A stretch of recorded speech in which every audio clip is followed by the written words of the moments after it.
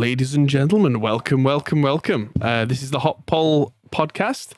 I'm your host, Adam Steele, and joining me as a returning co-host is Liam Wright. How are you? Hello. I'm good. It's been a long time since we've seen you on the podcast. Yeah. Indeed. All these flashy guests and all that kind of stuff. I know. We'll save the best until mid-October. Yeah. How are you? Yeah, right. I'm part of one of the fellow kids today. Look, YouTube crew. Oh, that's an actual Mr. Beast hoodie. It is a Mr. Beast hoodie. I saw it and I was thinking that, and I thought, no, that's got to be something else. Ah, cool. So help fund him throwing money in weird places. Yes, very weird places. Yeah. And lots of good places as well. Yes. I think it was the video I saw of him recently where he got every single dog in a shelter adopted, and obviously being a big dog person, I was like, no, okay, I'll buy some of your stuff. Good stuff. Right, How about you, sir? I'm all right. I'm very tired because my 2-year-old screaming girl child decided to come and get into our bed at 3 a.m. and essentially push me out of bed, a fully grown man. Somehow she knows exactly where the points are on my spine to just push me. Ugh. But yeah, other than that, I'm okay. I managed to fit my own washer dryer last night, so I'm also tired from that. But yes, no complaints at all. Yes. Are you adjusting your own framing there just because you can? I noticed. Probably nobody else noticed. Yes. So what do we have on tonight's show? Coming up tonight, announced today, the GigRig, the guys from That Pedal Show, have got their new G3, their brand new switching system that was announced today, and it's an absolute beast. And I really, really, really want one, but I might not get one because they're not cheap. No, they're not cheap. Fender have got a new guitar. Dan Electro have a Sitar. MXL have got a new mini version of their flagship mic. Apple are apparently going to unveil the ARM MacBook next month. Focusrite have got some new stuff. And of course, there's always something from Behringer Corner. Nice. Yes, let's roll the intro.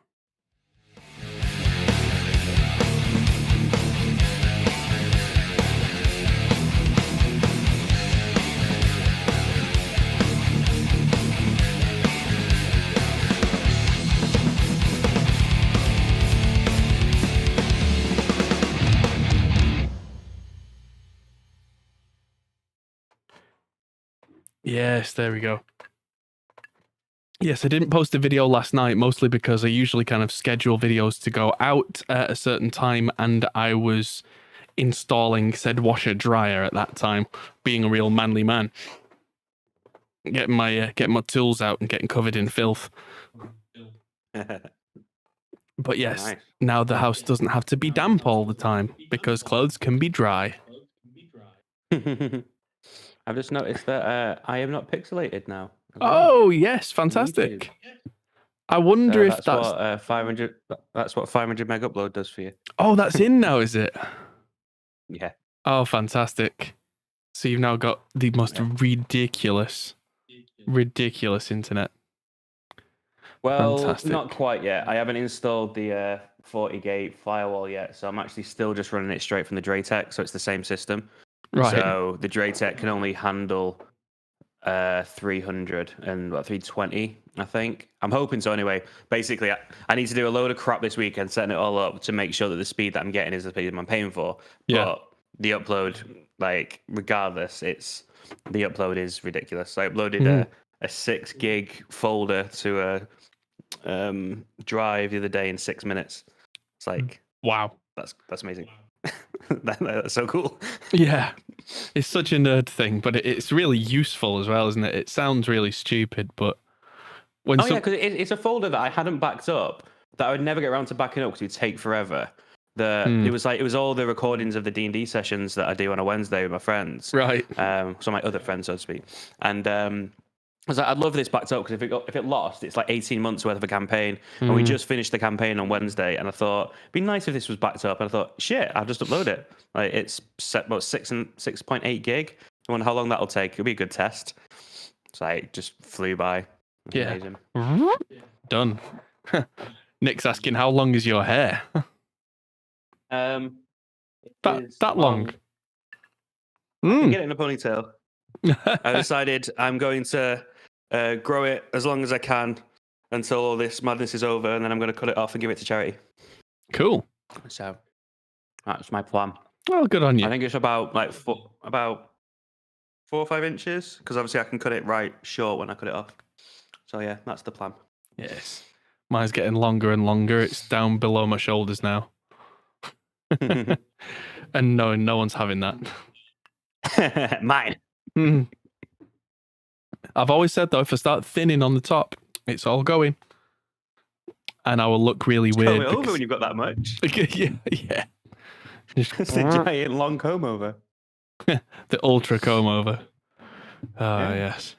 Right, it's time for the news. Ooh. It's time for the news. The news. Good stuff. Right, so first things first, the GigRig G3. This thing is an absolute beast, and I'm going to see if there's a switch there. See if I can find on the site. It's so new there aren't even news articles about it yet. I watched the video of the unveiling of it at 4 p.m. today, so 4 hours ago. That's it. So, yeah. Breaking news, everyone. Breaking news, yeah. It looks almost exactly like the previous system, the G2. And if you look at, see if there's a picture of, the back. So that's essentially what this thing is. The idea is that you've got loads of effects on a pedal board, and it's a real pain in the backside to tap dance and turn them all on and off. So you have one of these, and you press one button, and it does all the switching all at once. But this is the new version, which is very clever. So it also now it sends MIDI signals to everything. It's got 2 expression pedal inputs, which can also change all the MIDI stuff, and there are new versions in this very clever upgrade. It's got a screen in it now, which is great, and there's now a version of it called the extension and the hub, where you can have you can have a rack at the back of the stage where all your pedals are, and then have a controller out front now, but you can have up to 6 controllers dotted around the stage. So you can just run to the nearest one and press the button, and it'll do the thing. Apparently, Biffy Clyro's guitarist has been road testing it for the past 6 months. Well, I was about to say, surely that's quite a limited market, though. Well, that particular bit probably, but that's just a version of it. There are multiple versions. But maybe could you give one to your guitar tech backstage, maybe? Bingo, you've got it. That's the number one reason for that system, is to have one for you and one for the tech. But the way that they've done it, so that if you screw up or whatever, so you've got customization that if you decide you want to do something, you can. Yeah. But theoretically, you could have your guitar tech just doing everything for you. Exactly. Yeah. So that's it. Without having to be at a computer or and because it's all MIDI, they talk to each other. So if you change one, it changes on the others, and it does all of that stuff. Very, very clever. And there's a little one, that's the new news. The G3 Atom is the kind of the half-size one that's over here. I'll see if I can get a picture of that, because up until now, it was either the big boy or nothing. And let's see if I can actually find the specific. Yeah, go to store. That'll do it. It's nearly £1,100 for the G3 switching system. Not cheap. But these are for professional touring musicians. These are not to be messed with. But yeah, this thing's got 12 effects loops in it, and on the new one, they are all stereo, which is really, really useful if you've got stereo effects. You don't have to use them in stereo, but the option's built in. And the way that they explained it now is that they can be run in serial mode. So, one pedal going into the next pedal, going into the next pedal. And if you want to get really clever, you press a few buttons and you can actually change the order of the pedals without changing any wires. So you can just do that live. Or now with the G3, you can run pedals in parallel. So you can run like a drive and something else at the same time and blend those sounds back in. So it's getting really, really crazy. Which for someone who wants two different things at once, that's amazing. Chris in chat says, are these the Slate headphones? They are. These are the Slate VSX headphones. And they are very, very nice. Yeah, I got them on release day. I was very, very excited. There's a video on the channel all about them. Let's just see. There we are. So they might go missing next time you're in the building. I'm keeping them very, very close. There we go. So the G3 Atom. I resurrected my Sennheisers. They're fully back and operational now. So. Well, hey. Was it just a cable thing? Yeah, it was just a multiple cable thing that made me think one side had finally gone, but it hadn't. But then I stupidly, I've got I can't actually move it to show you, but I've got a lamp that's a ghost from Pac-Man, and I decided to put the headphones on it as like a headphone stand, and didn't really think about it that it's about this big, so it stretched the headphones to like this by default. So I thought I completely ruined them, so I put them in a cupboard with a couple of heavy blankets on top of them for 3 weeks to see whether they would revert back to the original shape. And they have. So, yeah. That's good. Hey. But yeah, I have to get them finally back working again. Yeah, exactly. Just by force. Yeah. Good stuff. So yeah, this is the Atom G3. So this is the half size one. And it's only got 6 effects loops, but it's £800 instead of 1,100. So it's still got all the very clever stuff in it. But if you only want one that's half the physical space, it does all the rest of the stuff. And Marty says in chat, you can run these from a MIDI track in something like Cubase or Reaper or Pro Tools as well.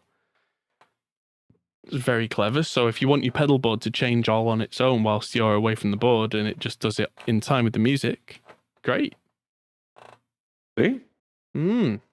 So yeah, they will be out very soon, I'm sure.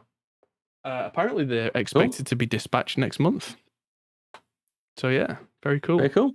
Check them out. Sounds very useful. Moving on. Fender's new flagship American Professional II series is finally here. They say finally here. From what Henning was saying, they've only just released the last series. Apparently there's been a bit of a hoo-ha with people giving feedback on YouTube that everybody's dropping their reviews at the same time, and it's like, oh, there's nothing but reviews for this. That seems to be a bit of an issue recently. There was an issue a few weeks ago with the Walrus Audio Juliana, with everybody releasing their videos on the same day, and it seems to be giving a bit of a backlash on YouTube recently doing that. It's an interesting thing. Well, I mean, how else do you do it? I mean, you put an embargo on them, and obviously everyone's going to want to put the reviews out as early as they can. Yeah. So. Well, that was my response is, if a product can't be released until a certain date for reasons, then that's what happens. I mean, if you let people release stuff early, then people go, oh, that's great. Where can I buy one? Oh, you can't buy one yet. Oh, never mind. And they never come back. And so that's the worst thing from a marketing perspective is, too much. That becomes hype. Yeah. And yeah, exactly.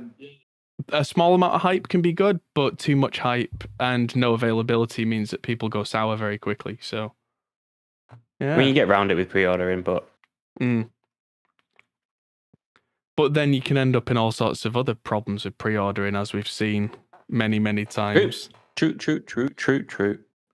Yeah. So yes, this is a Stratocaster, and it looks like a Stratocaster. Apparently, they're different, but I have no Why? idea. Why is it better than the last American Strat? It's got a 2 in the name, Liam. A 2. And it's Roman numerals 2, which means it must be 2 better.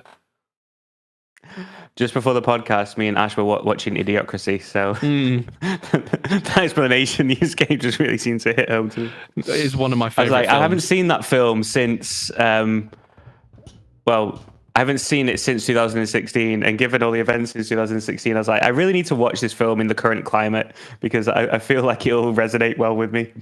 Yeah. And so far, it's not disappointed. I like Monu. It's, I first saw it, oh God, 10 years ago or more. And at the time, I was already like, that's what we're going to turn into. And look what's happening. I think we watched it together, didn't we? Because we watched someone in the old studio. Well, not the old studio, the old studio. I probably brought it in. I think, yeah, maybe you, yeah. Because I mean, that would have been almost 10 years ago. Yeah, well, first time I watched it, I was at uni, watching it. So yeah. Right, yeah, you probably brought it in for me to watch then. Because I remember watching it. That was the first time I'd seen it. About 2011. Yeah, such a good film. Hi, Scott, in chat. Chernobyl Studios. Scott is here. I did not upgrade my camera. I upgraded my internet. Yeah, that's the thing. The camera's exactly the same, but we can see him now, and the internet doesn't just go. I know, it's crazy. Like Virgin, 300 meg down it was, and like apparently half a meg up. Yeah. So if you're lucky. Yeah. Indeed. But yeah, oh, hello. There's a guitar I would like. The Telecaster Deluxe with those wide range humbuckers. Yes, if anybody from Fender's watching, I'd like that one. But yeah, there's some very pretty guitars. Apparently they've got the new V Mod 2 single coil pickups, the double tap humbuckers where appropriate. Push option on coil splits. I've always said push is better than push pull, actually. So good on Fender, because push pull, and you know when you've got to pull out a pot to change something, you're in the middle of a show and you've got a pick in your hand. How are you going to pull that thing in the middle of a show? It's really odd. Whereas push, you can turn your hand around, use the back of your hand and just go pop and keep playing and not have to drop your pick. So you can very quickly just go boop and change stuff, which is exactly what you need when you actually play guitars on a stage. Yeah, so yeah. Some small changes. So how much is it for a better pot? Lots. We're looking at £1,600 to £1,700. Ooh. But these are the American professional range. These are all handmade in the US. So yeah, prices have gone up somewhat, but I mean, to a point. I mean, so the bases go up to nearly €2,000, so like £1,800, $2,000 ish plus tax. How much did the old kind of 90s American Strats go for now? I remember them selling for half of this. Yeah, I remember when I first learned to play guitar, I remember the option was a Squire for just over £100, a Mexican Strat for like 200, 300, and then an American one was like 500 and a bit more, but not anywhere like this. Right. Yeah, well, I remember, like, manufacturing costs, especially in the US, have gone up, and I suppose in some ways they kind of needed to differentiate the offerings a bit more, and if they're putting better quality components in, taking more time to build them to a higher standard, even though it was always made in America, if they're actually made well in America, then that's where the money's going. And I mean, if it makes it more playable, then yeah, professional prices, as Marty says in chat, quite. I mean, I've got no issue with it. It's a matter of people need to get paid. They weren't getting paid enough. If that was the answer, then that's fine. But yeah, just interesting. I mean, the traditional look was always that Gibson handmade everything, made beautiful instruments that were expensive, and Fender threw them together and made them cheap. But Yeah. I suppose they've had to get away from that because you can make guitars and throw them together cheap in Japan, in Korea, in a lot of other countries for very reasonable prices. How do you differentiate your top line, not the custom shop, but the general top line offering?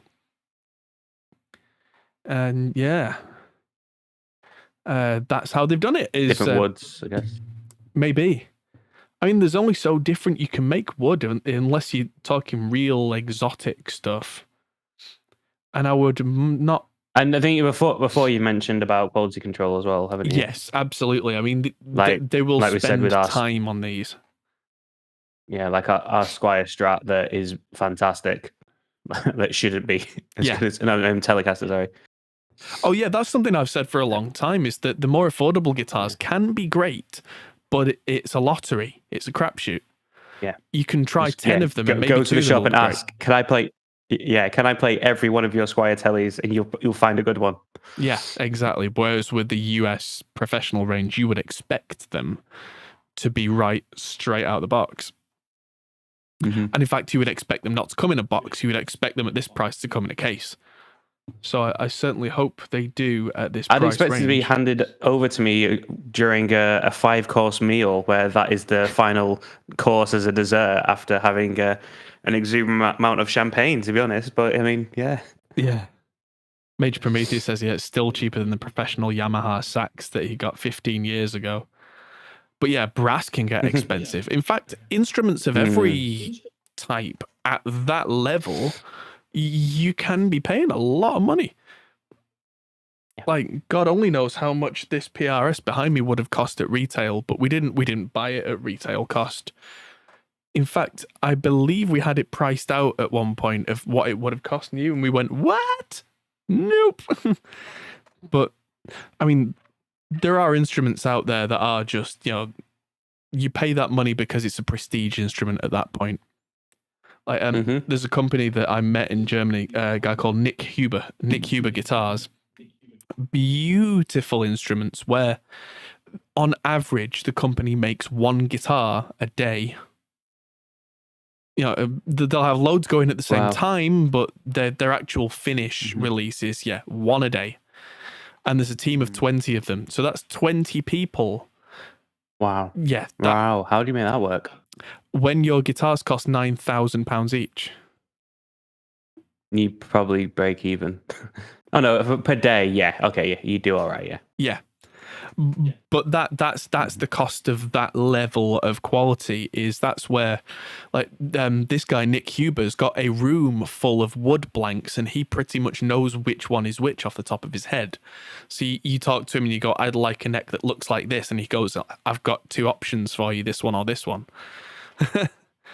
Whereas the Fender like a Pro, I mean, these you'll probably get guys who care as much about the instruments, but they don't have that option. They'll be like, this is good wood, that's good bad wood, let's take the good wood, let's go. And that's where the money goes, is the time and the care. I would imagine the frets will be properly rolled, so you're not going to catch them on your fingers. You're not going to get any playing problems with these. So yeah, that's that. Only on the internet can you have a serious conversation with someone called Poo Ninja. Oh yes, hello Poo Ninja. Moving on from the expensive to the very cheap. My friends at Kazrog are doing a deal on their True Iron plugin, which is one of my very favorite plugins. It's 50% off, which means it's super cheap. Cool. And I use this probably 5 or 6 times on every mix. Really? Yeah. It doesn't do much, but what it does do is brilliant. I've said for years and years, one of my favorite things in the sound of a mix is the sound of transformers. Not Optimus Prime and friends, the lump of iron with some coil windings around it. If you put a Thunderball, oh, thank you, Scott, yes. A Thunderball is becoming a meme. That's quite funny. So, yeah, the transformers can give something like a vocal a certain zing and a certain thickness. Same with a general mix. Same with guitars, it can just give it a certain liveliness.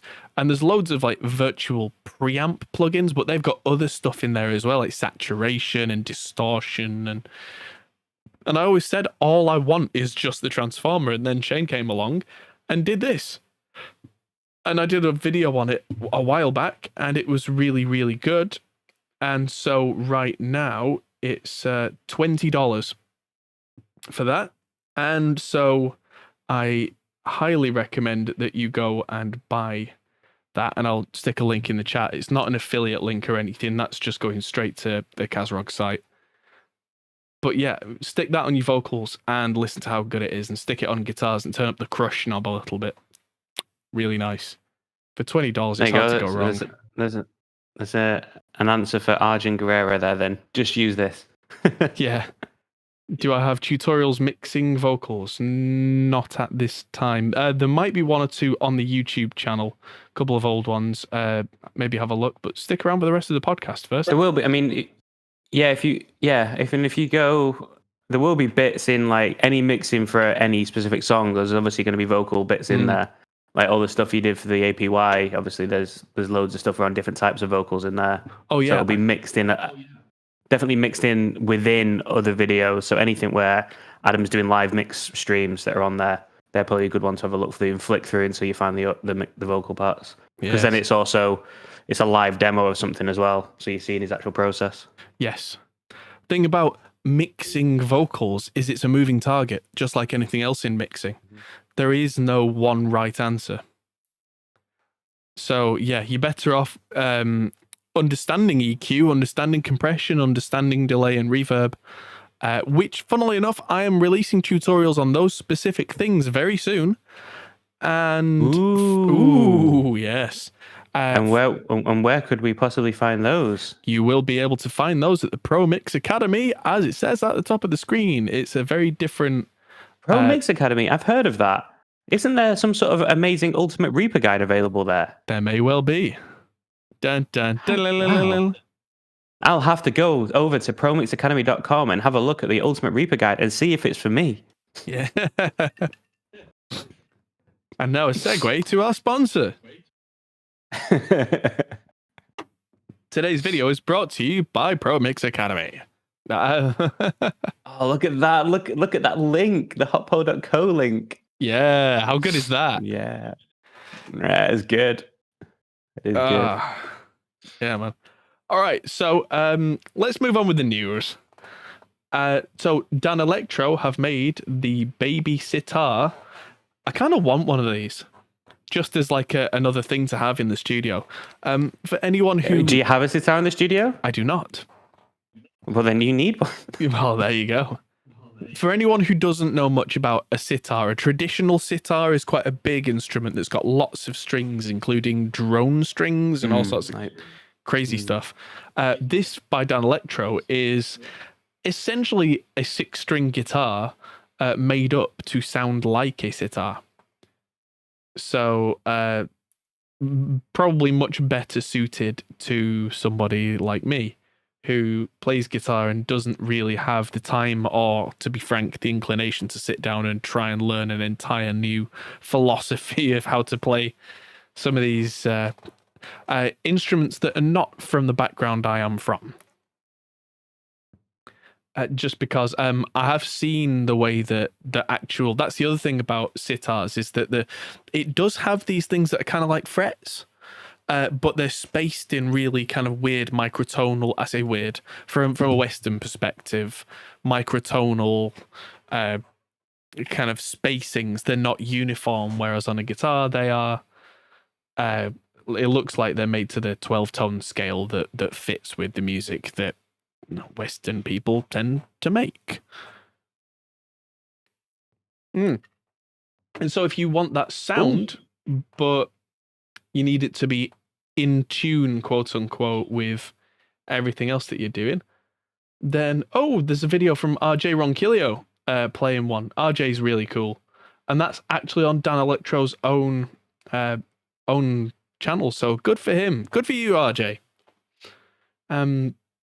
RJ's cool. How close do you think you can make a guitar sound to a sitar with modern effects? Actually, there is a pedal from Electro Harmonics that does that. I think it was called the Ravish sitar. Not the most convincing. Sounded. I've heard them and they sound kind of like a sitar. I mean, if you're in the middle of a set and you play a song that's got a bit of a sitar-y bit in it, it'll pass. But there is something about a genuine sitar. Apparently, like they have a thing called a buzz bridge. One of the things that makes a sitar sound the way it does is that when you play each string, it doesn't sit perfectly in the bridge and it kind of rattles, and that's where you get that kind of sound. Is that it's from it not being secured down like it would be on a guitar. Interesting. Yeah. So there you go. The price hasn't been confirmed, which is a shame because I'd love to tell you how much they cost. If it's really affordable, I might get one. If they are refundable.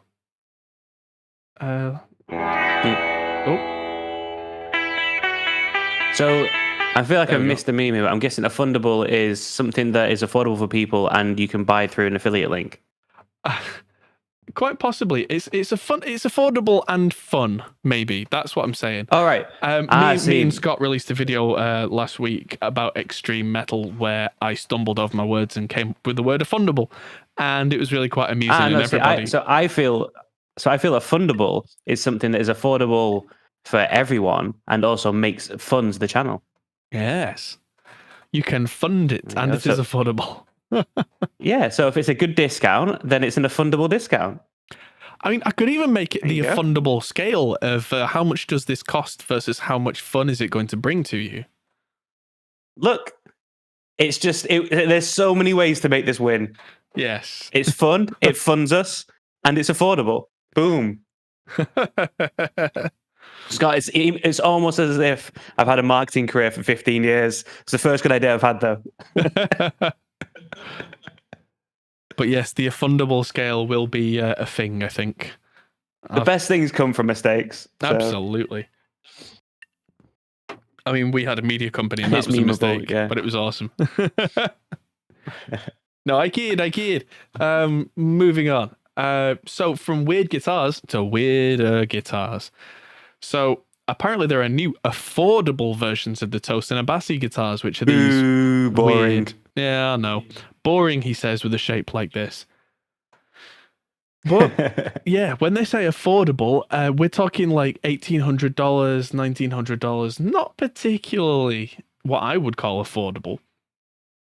But yeah, it's cheaper than the previous ones, which I believe were $2,500 to $3,000. So that's it's an improvement. It's cool. I mean, I like it. Yeah. I was booing at the misappropriation of the word affordable. I mean, it's a boring word. But yeah, yes. I mean, they're cool. How do they sound good? They do these things. I've heard lots of demos of the kind of the more expensive ones, and they sound crystal clear. But they're generally played by, unless it's Tosin Abasi, the guy who invented them, it's generally kind of early 20-somethings in their bedroom going just kind of staring down at their fingers. So hopefully we'll see. Any reasoning for the shape, or is it just going to be cool? Ergonomics, I believe. It shifts the weight in a certain way. It's it looks oddly shaped on purpose. Do you know what I mean? Like. Yeah, but then I've seen quite a few basses originally that had the kind of the full kind of bulbous the top thing, and I never got on with that. But they always sit very well on the body. They kind of they feel right to hold, even though they look like a pig. I'd support Scott's view on it's maybe theoretically substance over style, so. And you gotta have a bit of style though with a guitar. I mean, that's the whole point of playing guitar, so you can look cool. Yeah, but then that's the thing is that like Tosin Abasi from Animals as Leaders, he is like style incarnate. So I think it's the thing where because he's playing it, that makes it cool rather than the other way around. Tarantino effect, I call it. Exactly. Yeah, it is exactly that. It doesn't matter what film Tarantino makes, it will be praised. Yeah, it's yeah. Yeah, it's exactly that. It's not a guitar that I would be out playing, I can tell you that. I mean, if it had an Evertune and a 6-string version, then I might, but it's not really my thing. Anyway, MXL. MXL made the first proper vocal mic that I had in the studio, which was a V67i, which really sounded good for the price of those things. I know. I remember. I'm pretty sure I found it on eBay, and I was like, because you were saying you needed was it a river mic or a condenser mic or what was it? Condenser. Yeah, you needed a decent condenser, and you wanted a certain mic, and we couldn't afford it. And I was like, I'll find one. I'll go find something no one's heard of. And I found this thing. I was like, what's MXL? And you're like, I don't know, probably some cheap crap. I was like, well, I'm gonna buy it because it looks cool, and it fit. I looked at all the stats that you were telling me, and you were like, well, you can't go by the numbers with a mic. It's got to sound good. And I was like, yeah, whatever. Well, this says the numbers that you wanted, so I'm buying it. And it turned up in the studio, and you begrudgingly were like, this is actually good. Yeah, we got away with it, didn't we? Oh yeah, I mean the noise floor on it wasn't ideal, but in the right context, like in a dense pop rock mix, that kind of thing, it worked really well. Yeah, it was a sort of thing. It had all the things that you needed at the time, and the negatives were like, well, we're above an estate agents in the middle of a small town with blankets on the wall, so I'm not going to worry too much about the noise floor in comparison to other things we can fix. Yeah, absolutely. I mean, price to performance, that thing was great. And so fast forward a few years, they had a flagship mic called the Revelation. And at NAMM, we saw their new Revelation 2 was their flagship. That thing's $500, which is still cheaper than the previous Revelation. But now they've come out with the Revelation Mini, because the Revelation was a tube mic, and that was a big part of the cost, because you need a big, heavy power supply and all the electronics to make valves, tubes work. And the Revelation Mini replaces the tubes with FET circuits, which are meant to sound like their valve counterparts, but you can power them with phantom power. So, yeah, this looks really funky. And I keep saying this, I wonder if I should get in contact with X company and get hold of X thing, and then end up with a pile of gear I have to review.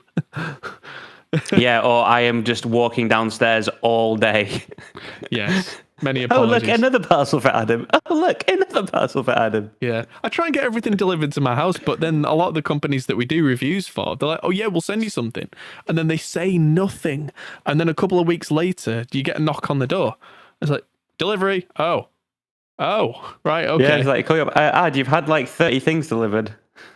Have I had anything delivered this week, by the way? I don't think so, no. Right, okay, because there's one thing that's going to arrive that is 2 very big boxes. No, we've not had any big boxes. The only things are the Victory amps that are ready to go back. Yeah, so I've talked to Victory. They're going back very soon. Because, yeah, for everybody who should be aware by now, we did the Victory cabinet captures for 2 notes. And I have most of those cabinets ready to go back to Victory because they need them back. Although they did let me keep 1 or 2 of them, so thanks, Victory. Very much appreciated. They look cool as well. Like the cabs in the studio now, the selection that we've got looks ace. Oh, it's I mean, if I get any more though, I'll need to like get some climbing gear to get around them. Yeah, we'll need some sort of like racking system on that far wall or something. Yeah. So yes, actual wall of it. The reason that I'm excited about this is that I always did like some of the higher end MXL stuff, but this is $230. If this sounds which is a lot for them, isn't it?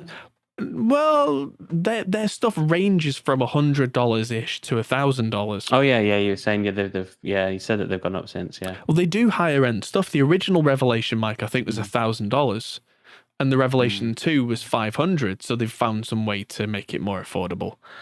And so the Revelation Mini, because they've taken away the valve and the power brick and all that kind of stuff, they've taken a lot of the cost factor away. So they can do it at a price point of $230. So if this thing's got a really low noise floor and some sort of big fat vocal sound, that'll be really good. apparently it's got a low noise circuit for less hum, like we were saying with the noise floor on the V67. And it's got a 32 mil capsule, which is quite big. Do we still have that? Yes. Yeah. I did a video last year before, comparing it to a real Neumann U87, and they were all but indistinguishable. It was really really impressive. Do a video with, like, I don't know, whatever it is at the time, but comparing that. I mean, because I know, like, we had other mics before, but actually as a studio, I think it was the first mic we bought as a studio, as in, like, on the invites and stuff. Yeah. Do, like, the first mic I bought versus the last mic I bought. Yeah.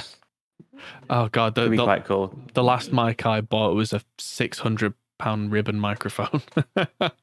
Yeah, but do you mean, like, in terms of especially in, like, progression, people always asking, like, how set your own home studio, like the difference of why we bought that mic 8-9 years ago, and then why you've bought that mic now. You know what I mean? I think it could be quite interesting. As you say, it's price to performance and all that sort of stuff, and the other things that are involved in what you need to do. Yeah. A couple of questions in chat. Marty says, how do you rate this compared to the Slate ML1? Because he was asking about that because there's an auction coming up on an ML1. They are very different, I would imagine. This mic will have one thing that it does well. And it's a very similar question from Can't Afford to Record. Wonder how these compare to the Aston. Because it's designed to behave like a valve mic, the Astons aren't. The Astons will take a lot more level, like you can blast them with a lot of volume and they'll stay clean. Whereas this, because it's designed to behave like a valve mic, will start to saturate as you give it a lot of volume. If that's what you're after, that's what you should get, is the Revelation. If you want something that stays relatively clean as you really give it some noise, the Aston's probably more like what you're after. Heard a story from Sylvia Massey this week, where she was recording the sound of a cannon, or at least simulating the sound of a cannon by placing some explosives in a hole in the desert and putting an Aston microphone in the same hole and just recording the sound. And apparently the Aston survived. So those things are tough. Yeah, I'll just put this in a hole with some explosives. Yeah. But then that's a way to spend your afternoon. Yep, Sylvia Massey is bonkers. She's brilliant, but she's absolutely off her head.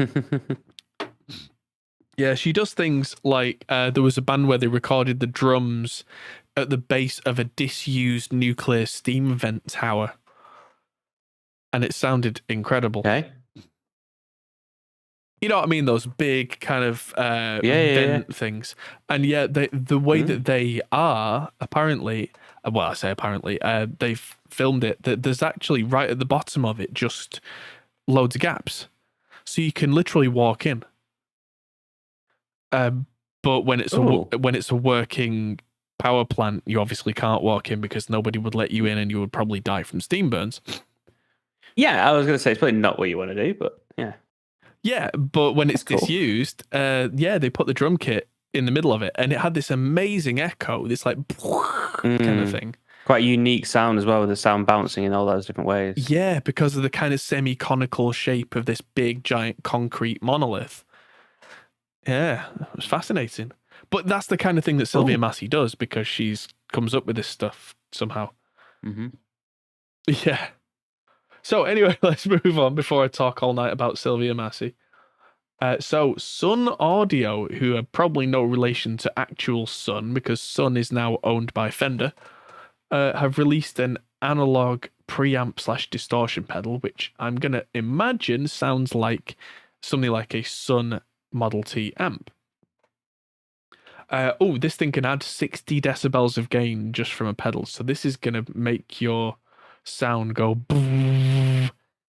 Yeah. You can adjust the sub-harmonic frequencies. So it's a bass pedal then, I think.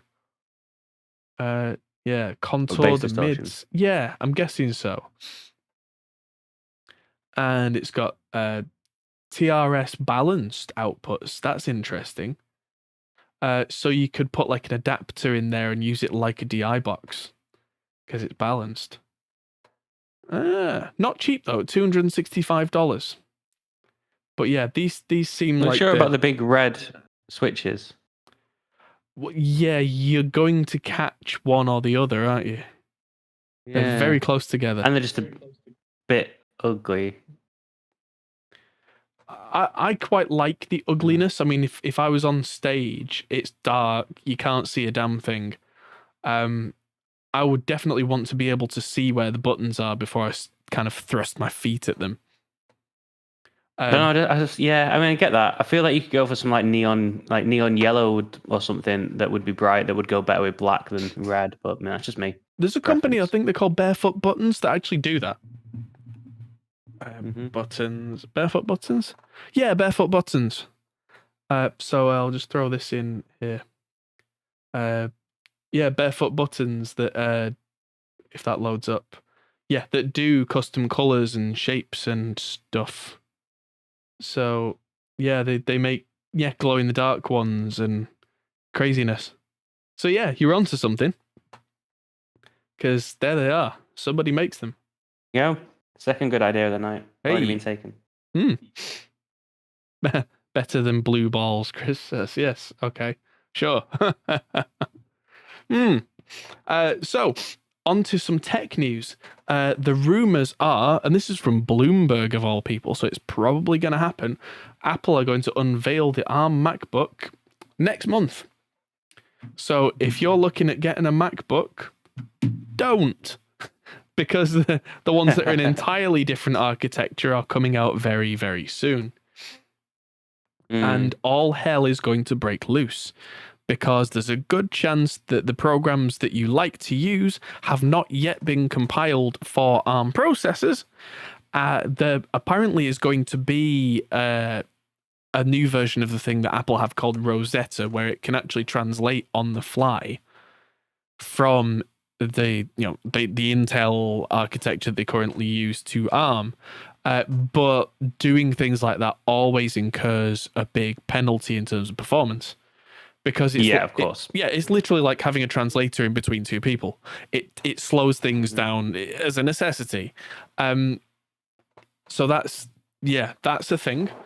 But at the same time, the other worry is that your program might just randomly crash, because when you're trying to translate some really complicated things, like for a video editing program or whatever it is that you use, there's a good chance that something will go wrong when it's all being translated on the fly. Yep. Hi, Eduardo in chat. Yep. Sorry you missed the G3 because that was the first news article there. Yeah. Yeah, and I can't imagine anything that requires low latency to work well with that. Yeah, it's going to be difficult for the first year. Although I would imagine, and don't quote me on this, that things like Final Cut and Logic will very quickly be compiled for ARM because they're made in-house. They'll have had all the source code well ahead of time. So, yeah, I can't see those being an issue, but any external plugins that you might use for Logic, for example, or anything that you might use as an extension to Final Cut, they are more than likely going to take time to be redeveloped. They may not be redeveloped at all. Who knows? Depends on the company, depends on their budget. I can imagine that Apple are working very closely to make sure that Adobe do it as well, giving them incentives or discounts or preferential treatment on the App Store or something to make sure that there's Photoshop and such all to the highest quality. Because obviously I know they've got the iPad version, which is maybe why they finally got the iPad version done, knowing that they can use some of the code for the new Macs. And it makes sense now. I would imagine they hadn't done a proper Photoshop for so long, had they? And it was like they're never going to do it, and all of a sudden it came out, and then this happened. So that reminds me, I must download that because it sounds I haven't really tried useful. it either. No. I haven't tried it. Yeah. I mean, a lot of companies are getting their heads around compiling their programs for multiple architectures now. One of my favorite, funnily enough, and this I'm making a video on music production with iPads right now with Glenn Fricker. And one of our mutual favorite plugins that we use on the desktop is a plugin called Mammoth that makes bass sound incredible. And those guys also made an iOS version. So in Cubase on my iPad, I can literally just go and add an effect and just add Mammoth. And there you go. And there's also an amp on there from Nimbrini Audio that sounds really good, which again just comes up as a plugin in Cubase, and I can just load it up, and they're made for ARM. So I can't imagine it being much of a leap to go from ARM for iPad to ARM for this architecture if you already have a plugin. It'll be pretty much non-existent change. Yeah, it'll be the same ecosystem. Yeah, it'll be putting a couple of different header files into compile and then just testing it.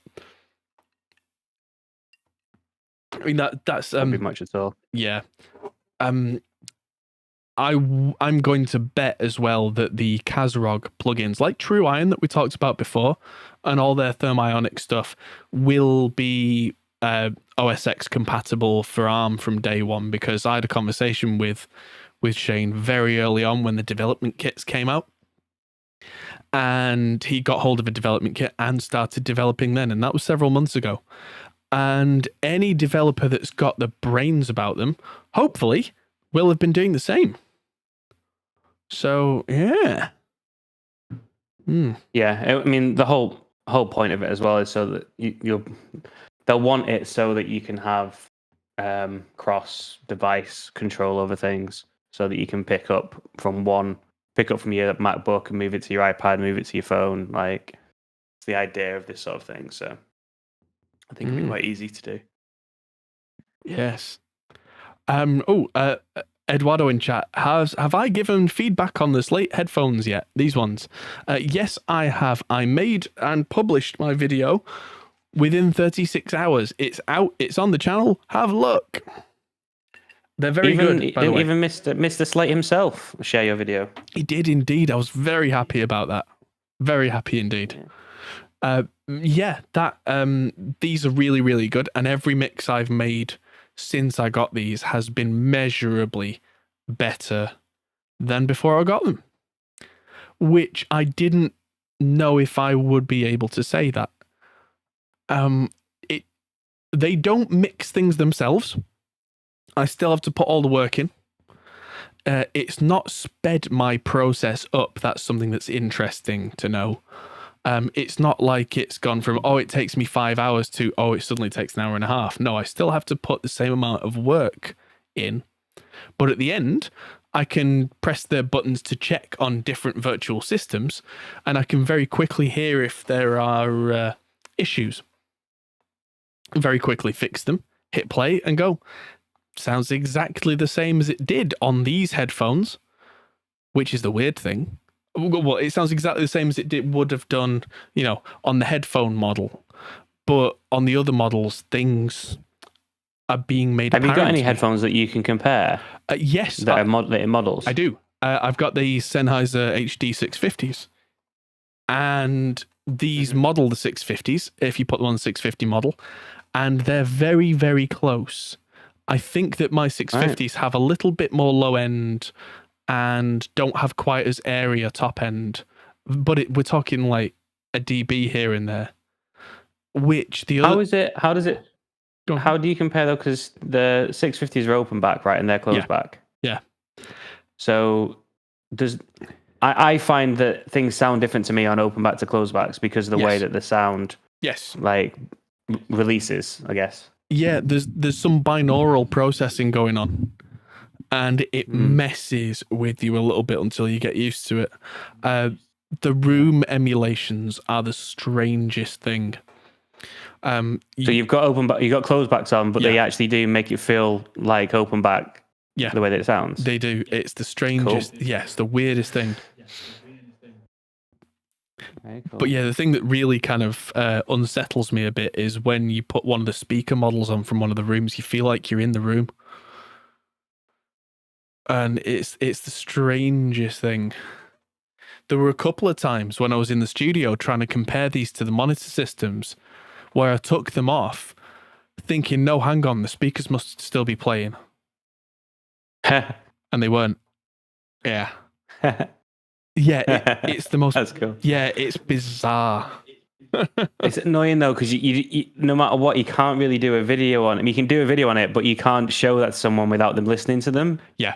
I find it hilarious. I remember I was looking for some like just headphones for, I think it was just wireless headphones. So I was watching some reviews on YouTube of people like reviewing different wireless headphones. Yeah. Just like in-ears. And I found it hilarious the amount of the videos where they were like putting them up to the microphone so you could hear what they sounded like and stuff. I was like, what the hell is this?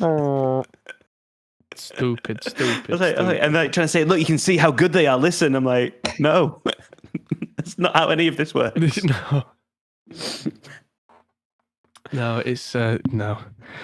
In my video, there's a good 10 minutes where I actually pipe the audio from the software for VSX through to the video, but I actually say before that this isn't going to sound right to you. This is just to prove that I'm actually listening to the thing. That's interesting, though.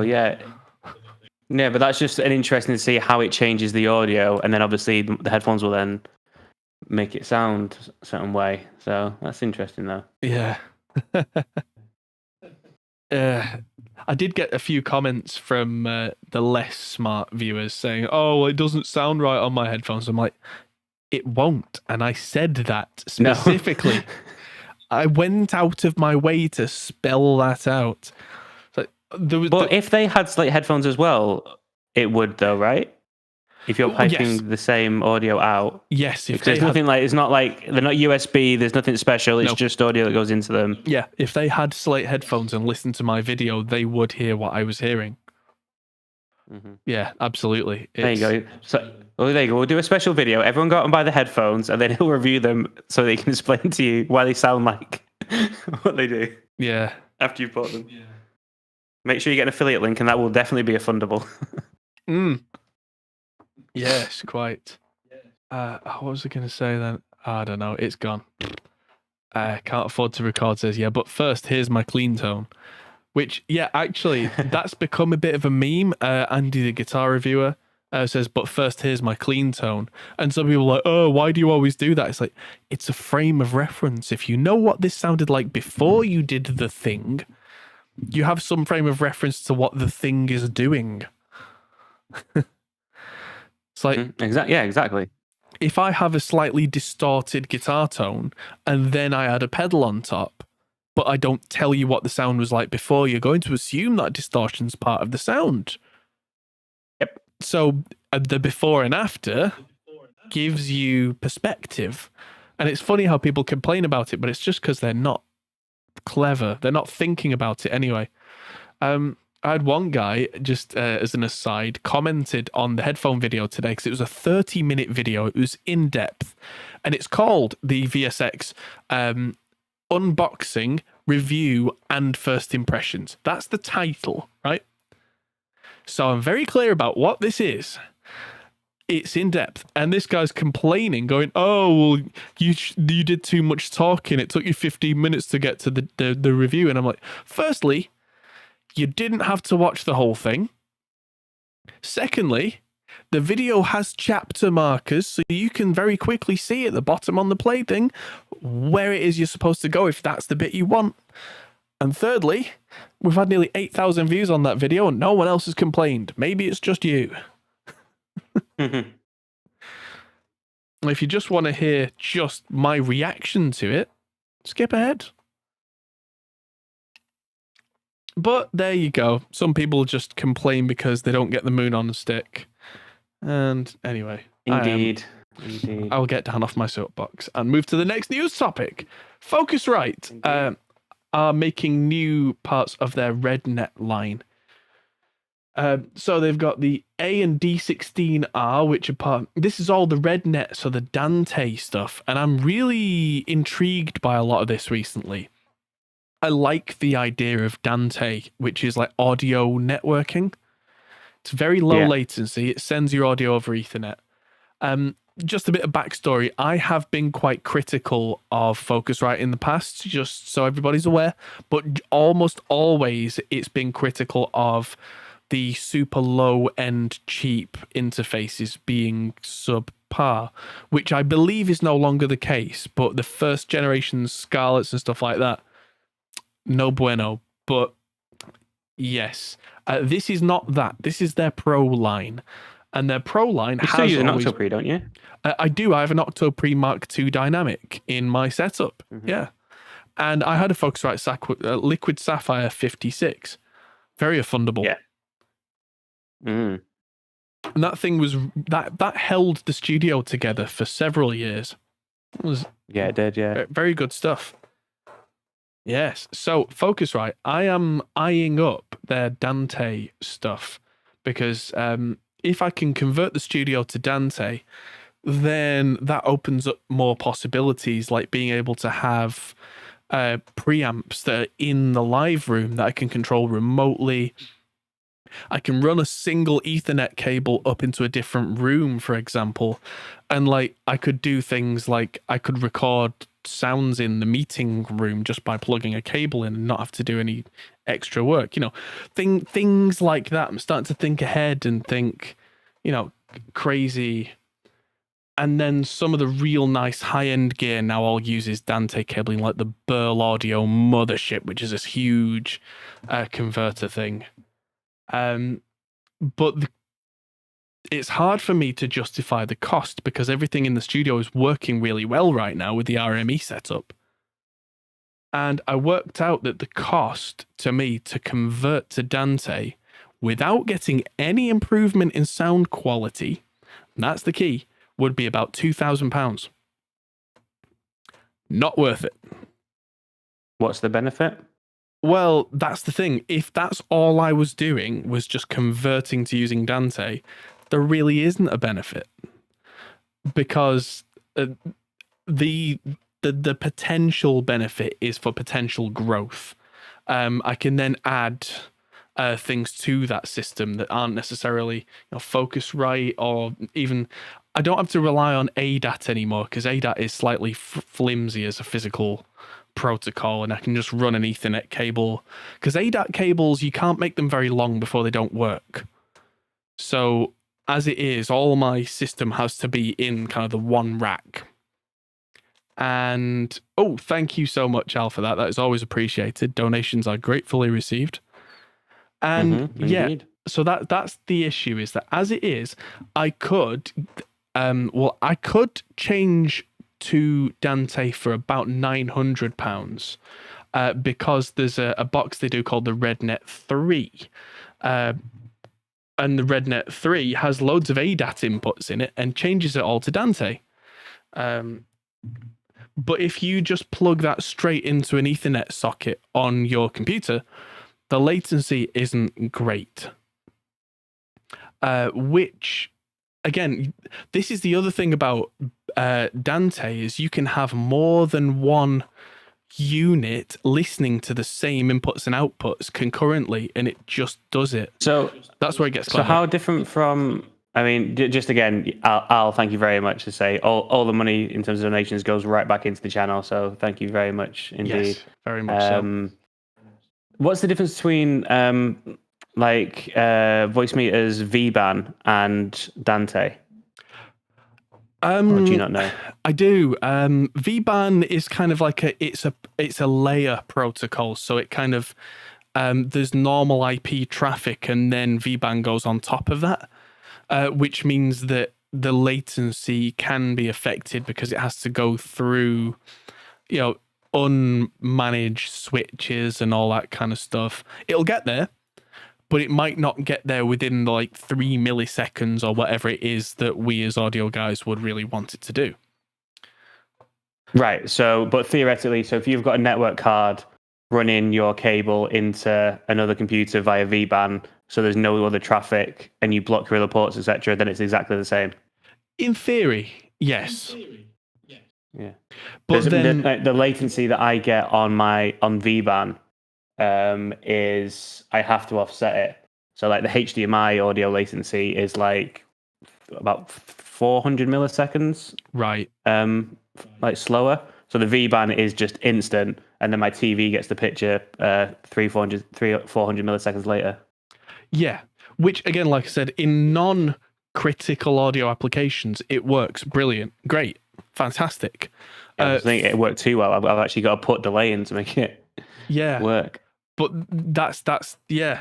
But even like, so V-Ban is faster than 400 milliseconds, but we're not talking like 1 millisecond. Whereas like, so this is the RedNet 3, and there's one refurbished right now for under 900 quid. And looking at the back of it, it's just loads of ADAT ports and one Ethernet jack that pretty much sends 64 ins and 64 outs over a single cable. That's another big deal. Because that means that, I could expand the number of channels that I have in the studio. I can start getting outboard hardware gear and not start having to worry about, well, how do I route the audio from here to here? And I'm running out of tracks, and that just works, which is great. But if you use just a regular Ethernet port on a computer, you are going to get some latency, like 20 milliseconds or something like that, which is too much. But you can get a RedNet card, and there we are. So the RedNet card is 800 and something pounds for one of them. That promises 0.9 millisecond latency, so we're talking almost real time, and that would replace the RME RADAT card that I've used for many years, which is great. But like that's 1700 quid for, at that point, no appreciable audio change, just the potential to add more channels, do more routing. So at this point in time, it's not something that I need.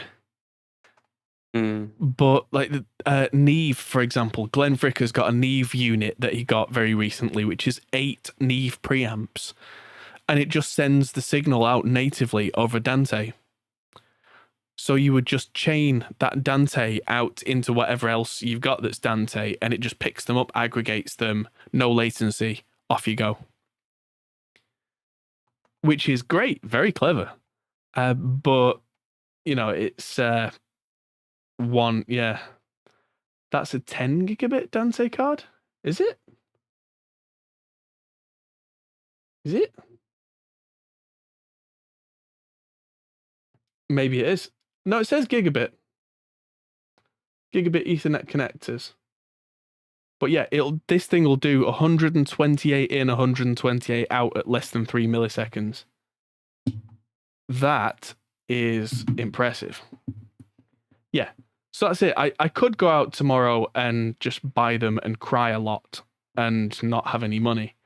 But it wouldn't actually make me mix better. It wouldn't give me any better sound. If I was building the studio again from scratch, I think this is what I would do. But I've already paid enough money for the things I have that do things in a different way that, it works. It's held together with a little bit of duct tape and sticky back plastic, but it works. Yeah.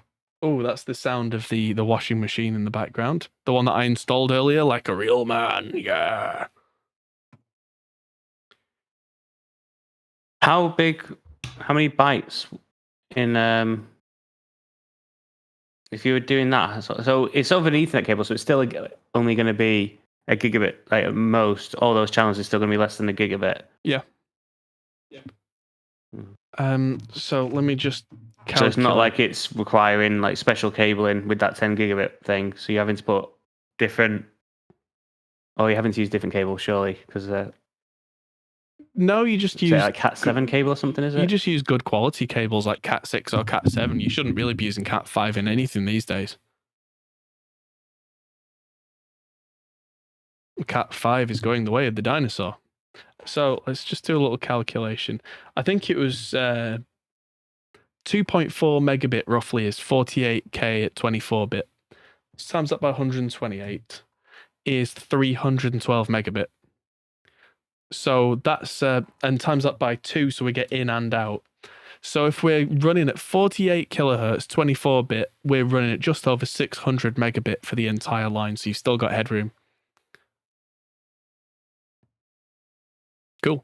And it also sends things like command signals and MIDI and stuff over Dante as well. So like you can change characteristics, like you can remotely move faders and change input gains and stuff like that by just sending a command over Dante. And actually that brings me to the other part of the news article, which is the RedNat R1, their remote control that can be you very can do clever. that via V-Band as well, just saying. Yeah, don't see any V-Band hardware out there though.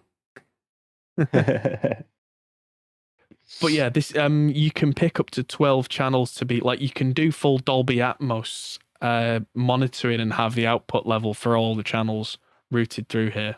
You can do that via V-Band. You can't do Dolby Atmos through V-Band. I don't know. You can do 2, 4, 6, 8. You can do 16 channels in and out. So 32 in and out. Yeah, I suppose 16 you can. 16 in and 16 out. By using all the separate lanes. Yeah, you need to use like 32 IP addresses for it. I mean, no, you don't. There's just different lanes on it, yeah. But you can send them to wherever. Yeah. Starts to get a little cumbersome though. Yeah, and I mean, it can crash and stuff as well and whatnot. Like, it can be an issue. But I genuinely think you could do something with it. Like, I've spent some time with it. I haven't tested the latency on it. And I was trying to find the stats on it, and they don't actually give you that. They just, the quality option they give you is optimal or fast, and then medium slow and very slow. Yeah. And then a sample rate. Yeah. So as far as they talk about it though, they just reference the sample rate in Voicemeeter. Right. So I think theoretically the latency should just be related to how low you can get Voicemeeter down. Yeah, but because, like I said, it's a software layer, it will incur things like CPU usage and 100%. Yeah. Whereas Dante and its competitor AVB, which has been mentioned in the chat, which makes life more difficult. That's one of the reasons that the industry hasn't just moved over wholesale to this. Is there are two competing standards, at least two competing standards, if not more, which makes for a real headache. Marty makes a really good point there as well. Like, even just with 2 channels on V-Band, like it adds a shitload of just general network overhead. Well, because everything's listening for it and stuff. Yeah. So, that's where Dante gets clever, because Dante is all on a broadcast protocol, but still at like a millisecond latency. You do need, if you're using Dante or AVB, to get switches that have like low layer access so that it can send the right packets to the right places at like 0 latency. So that's another cost that gets incurred as your setup gets more complicated. But because of that, you can do a broadcast, and you can have a director's booth, so to speak, where they just get a feed, they just plug a cable in, and they can listen in to any channel they like. And it doesn't take over anything. It doesn't take up any more resources on the network. So this is also really good for if you've got like a production house where you've got multiple control rooms. You can connect them all via Dante to the same live room, and you don't need ultra complicated switching at that point. They can all just access all the microphone ports and that kind of thing. Yeah, it gets very clever. You can do things like you can have a headphone amp that connects to Dante where you just pick what the 2 channels are for the headphones, and then you've got a volume knob, and that's it. And so you can switch what headphone input you've got, and that kind of gets a bit crazy. But some of the bigger studios are going for that kind of thing. So layer 2, like Marty says, I'm not sure what a 10 gigabit switch would do for you that a dedicated gigabit switch wouldn't, because it's not going to run in 10 gig mode for that. But okay. But yeah, I mean, the remote itself is over €800, but that's if you're doing some serious next level stuff. So that's why I say, for me, I think you would want 10 gigabit. Sure, you would, because as soon as if you've got more than one setup, put in data into the network, then you could quite easily go above the overhead for it switching across, going through the cables. but then any decent switcher, if I remember rightly, has a faster backplane than the ports.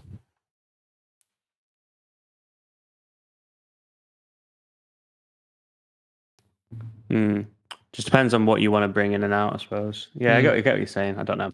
But yeah, it gets complicated, as you say. It does. But the other general guidance is have a separate switch for your audio system. Oh, yeah. Yeah, you keep that separate from your general internet and general networking because latency reasons. Yeah. So yeah, anyway, and finally it's time for Behringer Corner. So Behringer Corner. Behringer Corner. Da, da, da, da, da. I love the little echo that I can hear in your monitors. Sorry. No, it's fine. It's good because I get to go da da da da. I get a little delay. So the Behringer 2600 rolls off the production line, but they've still not told us how much it's going to cost. Marty's got Behringer withdrawal. Yes. So Behringer have released some photos of their ARP 2600 synth clone that's going through its test procedures. That's a very cool little shot right there. It looks like Christmas. And when everyone gets them, it's going to feel like Christmas because they'll be making the big sounds. Exactly like that. And so, yeah, they're already in boxes, but we've got no news of how much they're going to cost.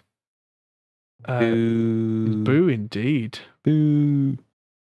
That's the number of boxes. That's not that many in the grand scheme of how many of things that Behringer make. So I suppose they've just not got the stock levels ready yet to just release it, because otherwise they'll end up with an NVIDIA 3000 series on their hands. Have you been following the whole brouhaha about that? About what, sorry? The NVIDIA 3000 series graphics cards, and that you just can't get one. Yeah. Just to fill everybody in, if you're not aware of this, there was a big fanfare of NVIDIA's latest graphics cards and how they're like twice as good as the previous generation. They all sold out within a minute, and you just can't buy one, which isn't great in this modern day and age. Yeah, because the pricing was good as well, wasn't it? It's the thing. Yeah. Yes. Well, it's the same though. Like, you can't get a PlayStation 5. You won't really get an Xbox Series S. You just can't buy anything. Everyone's at home. Anything that's going to be good for gaming and sitting at home is just going to get instantly bought up right now. Yeah. Well, just one more thing going back to Dante for a second. Eduardo says you'd want a 10 gig switch if you have more channels, since the maximum count for Dante is 512 by 512. Yes, but current Dante devices don't run on 10 gigabit. They just don't. They are gigabit devices. It's not going to run any faster just by putting a 10 gig switch in there. No, but if you have 10 computers all running at full throttle, you'd want a switch that can handle the throughput. I guess. That sounds like some real niche case, but I suppose. But especially if you're ramming it, like if you're going to actually, like the situation you were talking about, a studio that has multiple rooms, that's busy, there's people in those rooms doing things, like in a production environment, then yeah, you'd want the overhead. For someone like we could never hit that capacity need. No, if we were to do it in our setup. But in a production house with multiple studios, I think you definitely would. Yeah, maybe. I think in that circumstance, yeah, sure, of course. But in any normal Dante system, I mean, they are gigabit cards, gigabit things. I don't know how having a faster switch would alleviate anything, but yeah, if you're all running through the same switch, then I guess, yeah, sure. All right.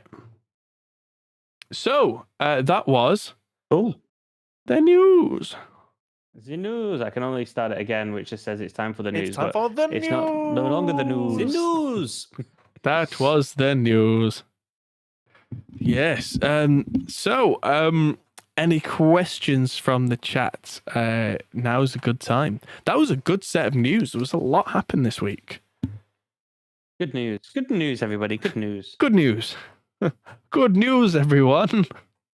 Exactly. Been watching a lot of Futurama recently on Amazon Prime. Just Whenever Yeah, we've I caned it all. I was like, I feel like there's a couple of seasons I haven't seen, found them, watched all of it again. It's like, okay, I need a break from this now. So good. Okay, Anna Cruiser says, I've posted a question on Discord. Okay, but post it in the chat here because this is where we are now. Oh, she did do it at the beginning. Right, okay. And Marty said it might be more of a one for the Discord. I think it was asking for a review of something. Ah, right.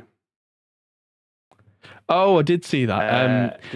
Have you checked out the Hey Zealand mastering studio? Never heard of it. Yeah, of the Hey Zealand. So I'm guessing that'll be on Discord to have a look at. Okay. If you started the studio from scratch, what would you do differently? Kick Adam out. That's a really good question. I mean, budget is always the biggest factor with something like that. I don't know what I would do differently because over time I think I've done things the only way that I possibly could have done, really, which is to we spent a lot of time thinking to do the best that we could, and then since then you've followed that to as being able to invest more in the studio was to you saying that what's the no budget. That's different. If we had absolutely no budget restrictions, that's different. In that case, we would probably have had like acousticians come in and measure everything because it's a great set of rooms that we have, but there's always that little bit further you could go, and you can only do that at build time. But that's the kind of thing where you're talking 6 figures or more to get somebody who really knows what they're doing that well and that kind of stuff. Actually, have knocked through the kitchen like we always said we would, and turned the garage into a huge, big, tall live room for a big, open, big room sound. Yeah, that's the other thing that the studio is lacking is high ceilings. So yeah, that's true. We always still have the possibility on this site to do that, given that we do have that huge big garage that is just full of crap. Run a Dante cable over. If you had a Dante set up, you could run audio cables, Ethernet cables, all the way up there. Yeah. That's actually not the craziest idea. I mean, it's a crazy idea, but it's not the craziest idea. It's not that crazy idea. Like it 100% can do that. Like all it needs is a trip to the skip and the money to refurbish the space, which wouldn't actually be that much, given that you'd want it to be a big, open, live sounding room. So we have filmed a music video in there before, so we know it's possible. We did with grinders and stuff. Yeah, and we mean actual angle grinders, not the alternative to the other app. Yeah, angle grinding, yeah. Yes. Nuclear powered studio. The other thing is, if it was absolutely no budget, I think I would have a Neve Genesis Black console. Those things are beautiful, and they integrate really well into a DAW setup. The Neve Genesis Black they are, I mean, for what I'd be looking at, roughly 60 grand, which is why I don't have one. But imagine having like 32 Neve channels with full EQ and full everything and complete automation built into the desk. Just for reference, that's a Neve Genesis Black. Beautiful thing. We saw one of these at NAMM, and yeah, they're a thing of beauty. Having said that, I'm not sure if I would do this, he says. I might go with the Audient Heritage console and have Neve preamps on the way in. Because a lot of engineers say their dream is to have Neve on the way in and SSL on the way out. I'm not a big fan of where SSL are at right now, and I don't want the hassle of a vintage console. So I might end up with the Audient Heritage console. They have one of those at Huddersfield University, and that's a beautiful thing. It's got a slightly clearer, crisper sound than the Neve desk. So yeah, that. But you can get them custom made with different sections. Because the one at Huddersfield, they've got like a double width what you'd call a producer console in the middle, which is basically just a blank bit where you can put your notes and write on it. Because, you know, your traditional producer who actually produces the show or whatever, it's more of a broadcast function at that point. But yeah, I mean, yeah. Well, RME's going all AV. Go on, sorry. So this Hey Zealand mastering thing, it's a mastering studio plugin. A plugin. By the looks of it. Is it a plugin or is it hardware? No idea. Dutch. In that case, don't know. Literally never heard of it. But yeah, in a complete... Oh, yeah, it's analog mastering equipment. Okay, then I definitely haven't used it. And probably won't use it. I mean, unless they want to send me a unit to do a review on.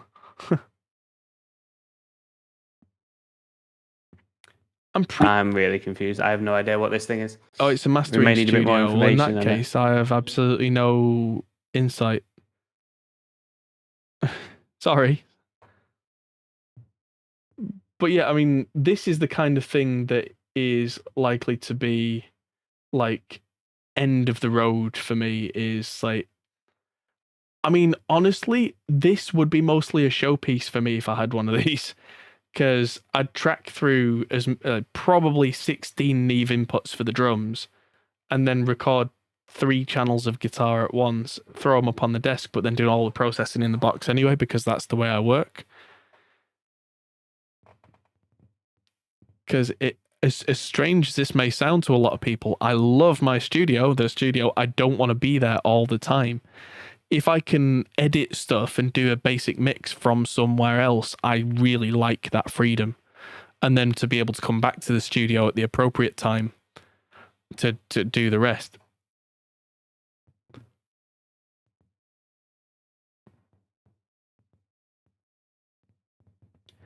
It's the mastering studio you just bought from Hey Zealand? I'm guessing that if you go to the website, I'm guessing they've just bought all that gear. Why is it?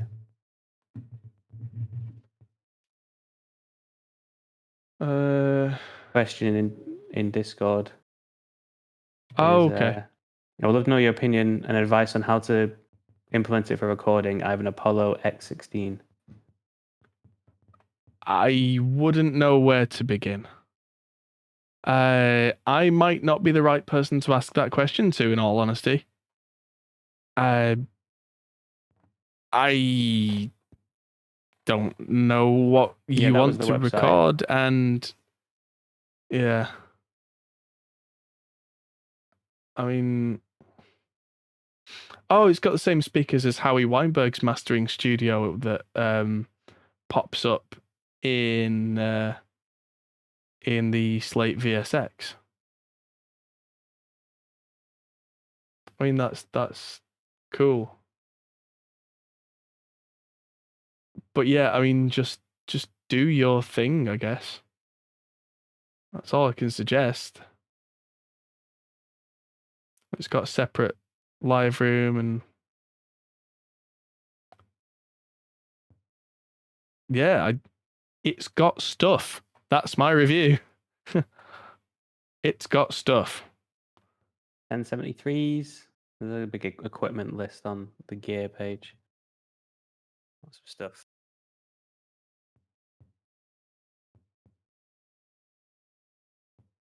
I mean, it is all cool, but it's entirely down to you and your ability to use your ears to record and mix and master, I guess. Equipment's great. Yeah, I think if you've just bought all of that, it's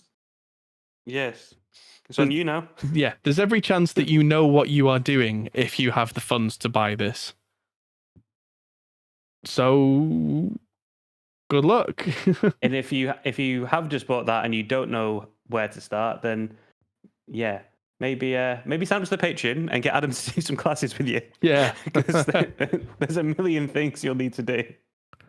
Yeah, that's It a won't be a serious formula. build. I mean, that's quite a nice looking live room there as well. I mean, RT60 means nothing. Nice panels on the back wall. Yeah. Oh, that reminds me, and this is a complete just thing that came out of my mind. I saw a page on Facebook where they make some very, very cool looking panels for audio. So I might at some point change some of the panels that are behind us to like these. That's 3D printed. And they do them in gold or copper or silver finishes. Like, how cool is that? That's flat, but that's 3D printed to look like it's not flat. Crazy. Yeah. I really like this. I mean, these are properly built diffusers from Skunkworks. I'll give them a shout out. But like, I really like these designs. And yeah, the wobbly, wavy stuff. That's really cool that they've designed this in some sort of CAD program that's cutting them out. And yeah, I just think that's really nice. So yeah, Skunkworks, tiny little company. So I'll be saying hello to them at some point. Yeah, definitely. Try and get some of that on our walls. That's good. Yeah. Bit of a piece.